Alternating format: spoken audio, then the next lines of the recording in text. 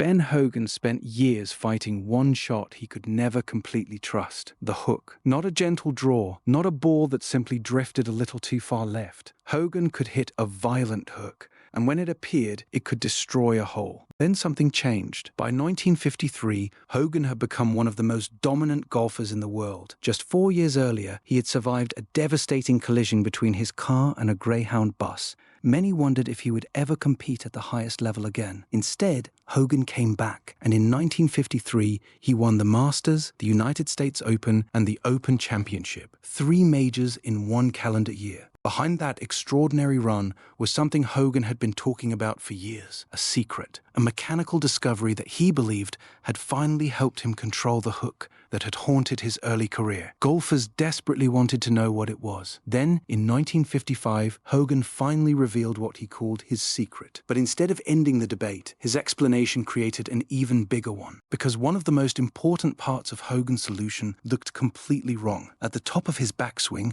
Hogan deliberately cupped his left wrist. And once you understand why he did that, his entire swing starts to make much more sense. Because Hogan wasn't really trying to build the perfect golf swing.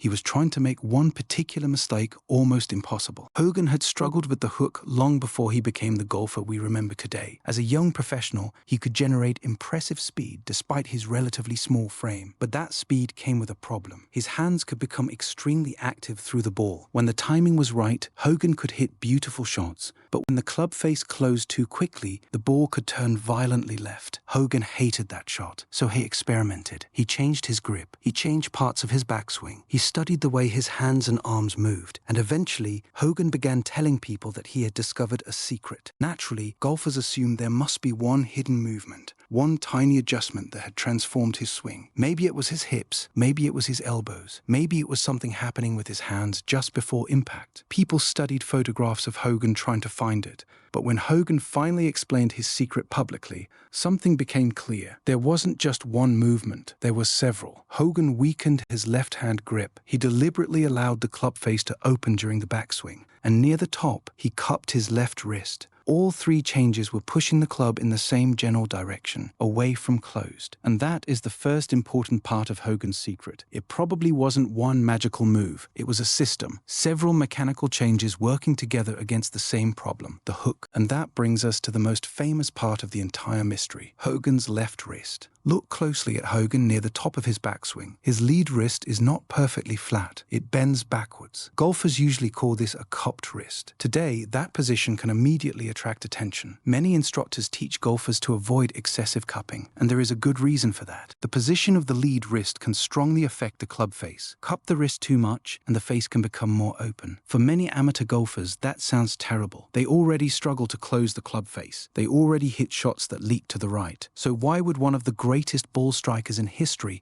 deliberately put himself into that position? Because Hogan had the opposite problem. His fear wasn't an open club face. His fear was a club face that closed too quickly, the hook. So the position that might be a problem for another golfer could actually help Hogan. The cupped wrist wasn't something he tolerated. It was useful. By weakening his grip, opening the face during the backswing, and cupping the wrist near the top, Hogan created a club face that was much harder to shut down too early. That gave him something extremely valuable: freedom. He could rotate aggressively through the ball without constantly worrying that his hands would suddenly flip the face closed.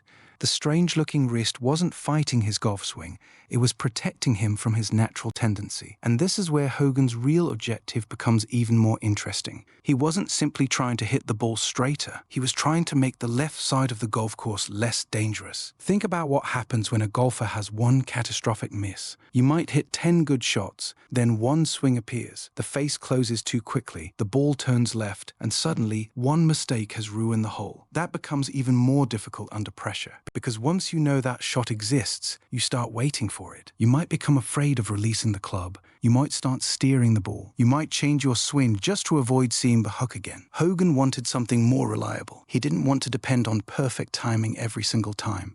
So instead of constantly trying to control the hook during the swing, he changed the mechanics that allowed the hook to happen. His grip became weaker. The face opened more during the backswing. The wrist became cupped near the top. Each piece made it more difficult for the club face to close too aggressively. This also helped Hogan develop the controlled fade that became closely associated with his later career. He had built safeguards into the swing. His goal wasn't necessarily to make every possible ball flight equally easy. His goal was to make his worst shot much harder to produce. Hogan was essentially engineering the violent left miss out of his game. But this is where things become dangerous for golfers trying to copy him, because the cupped wrist is incredibly easy to see. Freeze a photograph of Hogan at the top. There it is. The wrist is cupped. So it is tempting to look at that photograph and think you have found the secret. Just copy the wrist. Problem solved. Except golf swings don't happen in photographs. They happen in motion. And the moment Hogan starts the downswing, everything begins changing. His lower body moves, his torso rotates, his arms start dropping, his forearms rotate, his wrists change position,